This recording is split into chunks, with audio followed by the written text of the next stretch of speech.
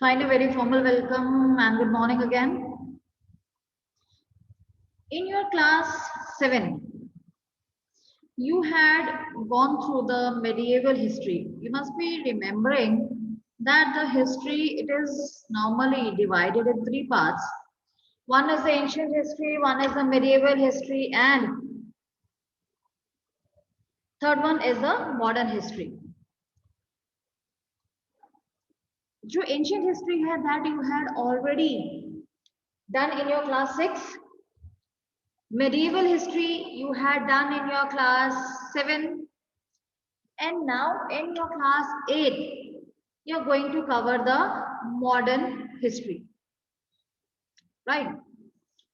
So in modern history we have just picked the chapter page 2, territory. Here you will get some reference of the medieval history too. Medieval history कहाँ से कहाँ तक है? When the Mughals had the Delhi Sultanate had started till the Mughals, you can say, or you can say till the advent of or the arrival of the British in the country. जब से British rule हमारी country में आया तब से हम उसे modern history calculate करते हैं, उसे हम मॉडर्न हिस्ट्री कहते हैं, राइट? सो उस हिसाब से जो हमारी मॉडर्न हिस्ट्री है, it was started around, we can say, 1600 AD, right, where the Mughals, when they had come to the country, उसके बाद से हमारी जो modern history है वो start हो गई. So Aurangzeb, you have already studied about the Aurangzeb. Aurangzeb, he was the last of the powerful Mughal rulers. Right हम लोगों ने पढ़ा कि जो औरंगजेब था वो सबसे ज्यादा बहुत पावरफुल रूलर था, but he was the last one. But it doesn't mean that he was the last Mughal ruler. Here it is written that he was the last powerful Mughal ruler.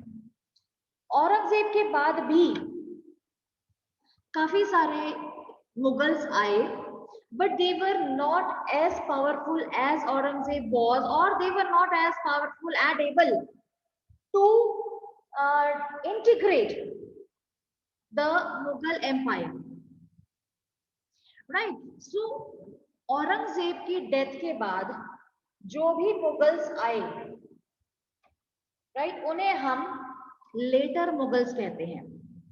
Aurangzeb की डेथ के बाद जो भी मुगल्स आए उन्हें हम letter Mughals कहते हैं. So he established control over a very large part of the territory that is India. वो इतना पावरफुल था, उसने हमारी कंट्री का काफी सारा पार्ट जो था वो कंट्रोल कर रखा था. And he died in 1707. आप लोगों को याद होगा क्लास 7th में आपका एक क्वेश्चन था that what were the reasons for the decline of Mughals, right?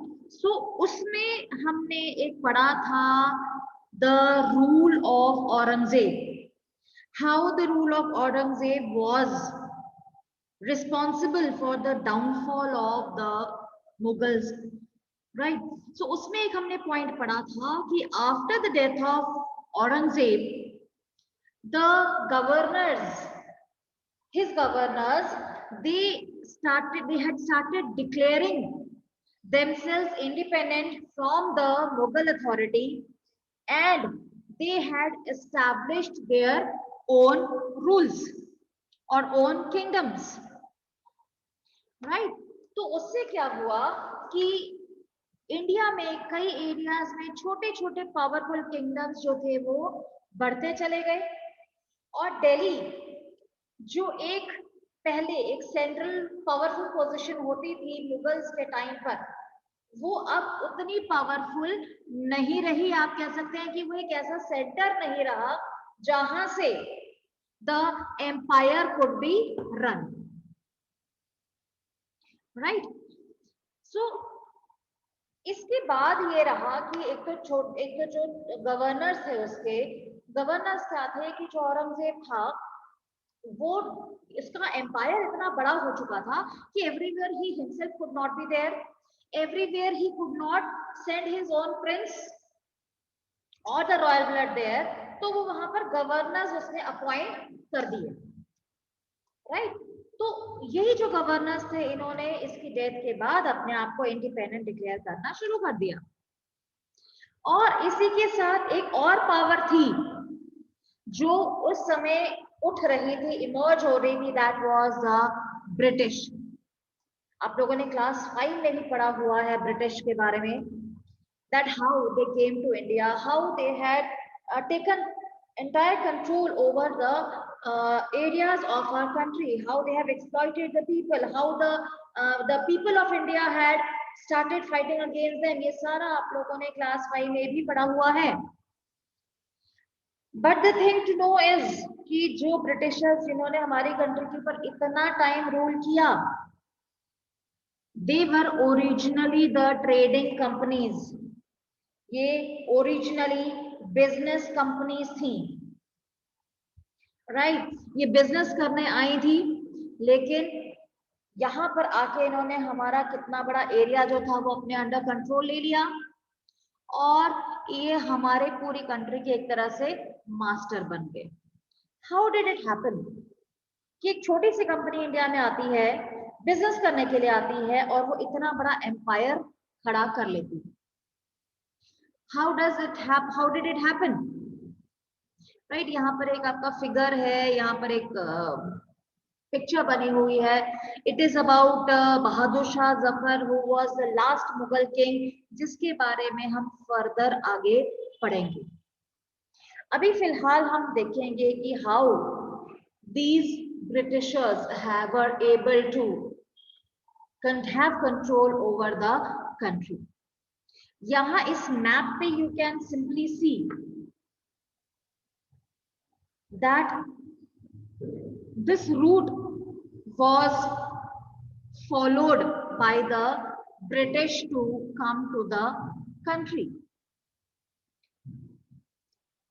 This is the British island, you can see here, और यहाँ से the route which was followed, ये जो मैंने आप लोगों को शायद बताया था पहले ही, आप लोगों को पता होगा कि जब पहले यूरोप से जब लोग इंडिया में आते थे या इंडिया के लोग यूरोप में जाते थे, तो this type of route was followed.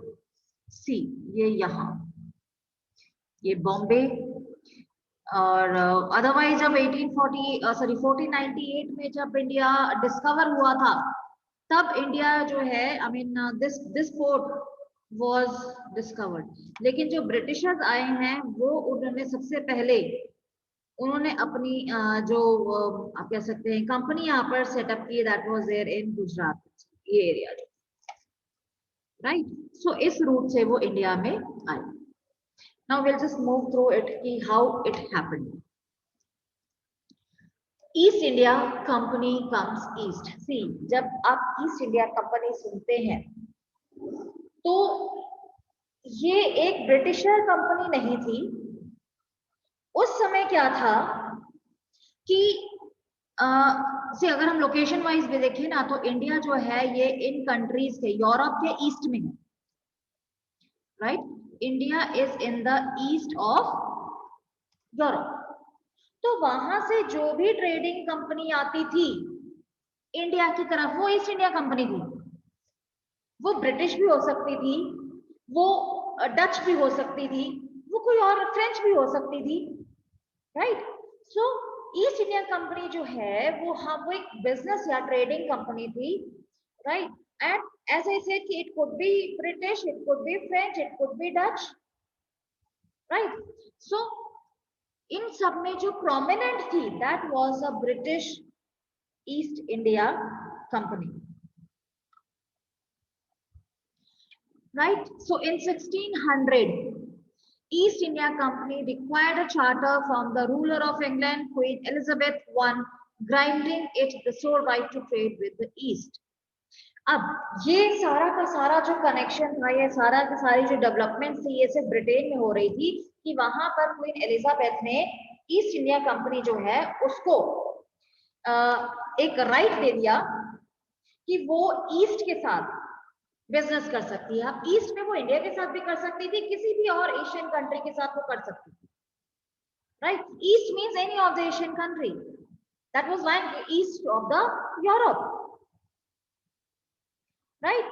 So this company, इसका नाम ही था ईस्ट इंडिया कंपनी, और ये इंडिया में फिर बिजनेस करने के पर्पस से आई थी, राइट? सो ये जो कंपनी थी, इनका भी उस समय ऐसा पर्पस कोई नहीं था कि हमने सिर्फ इंडिया के पास ही जाना है, इंडिया में ही ट्रेड करना है और इंडिया के ऊपर रूल करना है। Nothing was planned like this, right?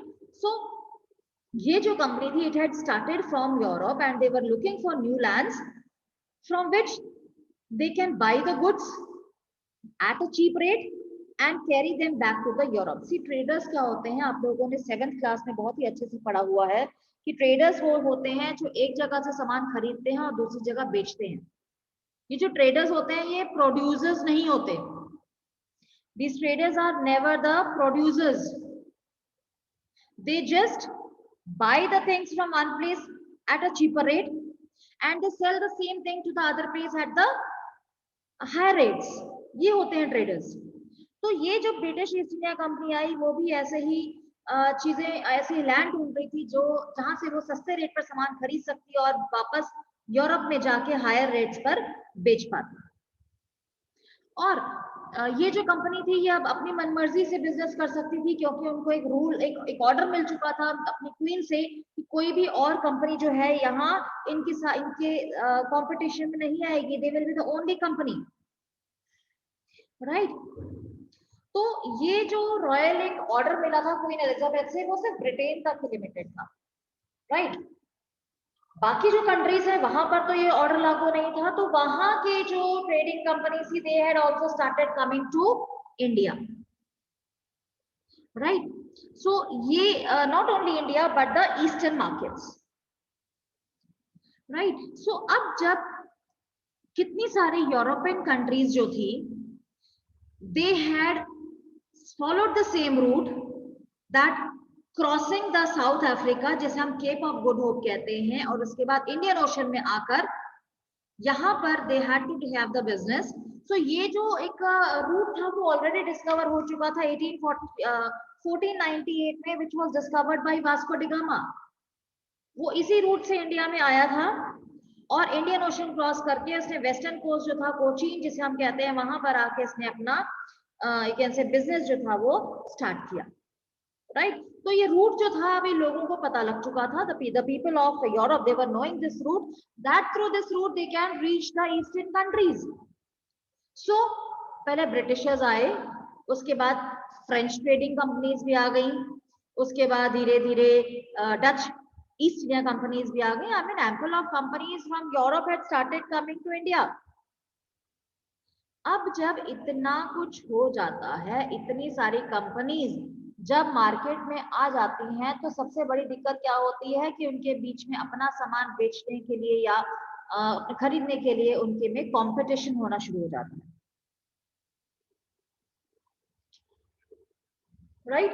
सो वो जो कंपटीशन होता है, this is normally not so healthy.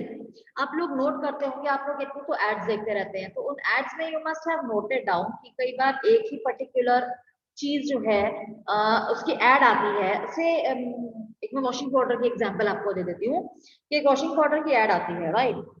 वो एड क्या करेगी कि वो अपनी एड में कई बार शो करते हैं कि दूसरी कंपनी का जो प्रोडक्ट है वो अच्छा नहीं है, हमारा वाला परचेज करके देखो भाई। दीज आर द थिंग्स जिसमें क्या है कि जब कंपटीशन आ जाता है, सेम ही तरीके का बिजनेस होता है, तो everyone wants to gain more and more. तो उससे दो तीन चीजें हो सकती, या तो तुम अपने प्रोडक्ट की क्वालिटी इतनी बढ़ा लो, राइट, कि दूसरा आप ही का सामान परचेज कर रहा है, या अपनी जो कॉम्पिटेंट अपने जो कंपटीशन में जो कॉम्पिटिटर है आपका, उसको गेम से बाहर निकाल दो, राइट? ये दो चीजें हो सकती है, या तो अपनी क्वालिटी इतनी अच्छी रखो कि आप जो भी चार्ज कर रहे हो लोग आपको खरीद रहे हैं, आपकी मार्केट इतनी अच्छी बनी है, नहीं तो अपने कॉम्पिटिटर को मार्केट से बाहर निकाल दो। ये एक बिजनेस टेक्टिक्स जो है ये हमेशा से ही रहेंगे। राइट. सो नाउ अब इन कंपनीज के साथ प्रॉब्लम क्या थी, that these all companies they were interested in buying the same things. अब इंडिया में आए हैं या ईस्ट में आए हैं तो चीजें भी तो सेम होंगी. क्या सेम चीजें थी? What they were interested in buying, right. You will underline these things कि इंडिया में थी फाइन क्वालिटी ऑफ कॉटन. ये आपको याद होगा, आपने पढ़ा है क्लास 7th में, right. Then pepper, cloves, cardamom, cinnamon. आज आपको मैं एक छोटी सी एक्टिविटी दे देती हूँ. घर में जाओगे ना, किचन में चले जाना आपने, और वहां पर जितने भी गरम मसाले पड़े हैं ना, you will ask your mom that what these masalas are called, right. वैसे यहाँ पे क्लोव्स जो होते हैं, सॉरी पेपर होता है, इसे हम हिंदी में कहते हैं काली मिर्च, राइट. क्लोव्स होते हैं लौंग. देन कार्डेमम, कार्डेमम इज इलायची, राइट. और सिनेमन होता है दालचीनी. ठीक है. तो अब आपने अपने किचन में जाना है और मम्मी से पूछना है कि कितने मसाले घर में पड़े हैं और उनको आप क्या बोलते हैं, क्योंकि आई एम श्योर कि आप में से किसी को भी मसालों का बहुत ज्यादा नहीं पता होगा. Any how, and you must be knowing कि ये जो मसाले होते हैं ना, ये इंडिया में ही ज्यादा मिलते हैं. वाई? क्योंकि इंडिया का जो वेदर है ना, क्लाइमेट जो है, that is very suitable for the growth of these you can say spices, right. Europe ठंडा है, लेकिन जैसा वार्म क्लाइमेट इन मसालों को चाहिए, स्पाइसेस को चाहिए, that is found in India. तो ये जो स्पाइसेस हैं, ये यूरोप में बहुत महंगे बिकते हैं. तो that's why these trading companies when they had come to India, so उनका मेन पर्पस था ये सारी चीजें यहाँ से सस्ते दामों पे खरीद लेनी and selling them at a higher rate in their own country, right. So because of these things, competition amongst the European companies pushed up the prices at which these things could be purchased. अब what happens कि किसी चीज की demand ज्यादा हो जाती है ना, तो उसके प्राइस बढ़ जाते हैं. किसी भी चीज की डिमांड अगर मार्केट में ज्यादा होगी तो उसके प्राइस हमेशा बढ़ जाएंगे. ये एक इकोनॉमिक्स का बड़ा ही कॉमन लॉ है, right. If the demand of a product is increased, then it tends to increase the price of that product. And if the supply of the product increase in the market and the demand of that product decreases, it leads to reduction in the prices. तो जहां पर जब ये ऐसी competition थी, right, सो ऐसी जो competition थी तो उसमें क्या हुआ कि इंडियन जो मर्चेंट्स हैं, उनको पता था कि सारे यूरोपियंस एक चीज खरीद रहे हैं, उन्होंने अपनी चीजों के दाम बढ़ा दिए. उससे क्या हुआ कि जो यूरोपियंस थे उनको प्रॉफिट कम होने लगा. नवरोज बेटा, I will just give you some time, right, and we will discuss these points again, right. I will be reverting back to you. Fine. So उससे क्या हुआ कि उन्होंने रेट बढ़ा दिए, और इस रेट से क्या हुआ कि जो कंपनी थी उनको प्रॉफिट कम होने लगा, राइट. अब ट्रेडिंग कंपनीज के पास एक ही चारा रह गया था कि अगर इनको प्रॉफिट बढ़ाना है तो अपनी जो कंपिटिटर्स हैं उनको, अपने राइवल्स को मार्केट से पूरी तरह हटा देना. तो इस मोटिव के साथ, just to have more and more profit, there was a battle, a fierce battle among these trading companies, right. और इतनी ज्यादा उनके बीच में ये दुश्मनी बढ़ चुकी थी कि they had started doing कि इनके शिप्स आते थे, शिप्स को डुबा देते थे ये लोग, और उनके रूट जो थे उनको ब्लॉक कर देते थे, और they prevented rival ships from moving with supplies of goods. और अब जो बिजनेस था उसमें यू कैन से हथियार यूज करने शुरू कर दिए, वेपन्स यूज करने शुरू कर दिए, और एक दूसरे के ऊपर अटैक करना शुरू कर दिया. और अपने आप को बचाने के लिए, अपने सामान को बचाने के लिए they had started fortifications. Fortifications means छोटे छोटे से आप कह सकते हैं गोडाउन्स बनाने शुरू कर दिए, और उसमें अपना सामान रखना शुरू कर दिया. धीरे धीरे वहां पर अपने ऑफिशियल रखने लग गए कि भाई हमारा सामान कोई ना उठा के ले जाए. और ये शुरुआत थी इन ईस्ट इंडिया कंपनीज की हमारी कंट्री में अपना एक कैसे अपने आप को स्प्रेड करने की, हमारे टेरिटरीज को कंट्रोल करने के लिए, right. So rest we will be doing tomorrow, that how East India Company they began to trade in our country.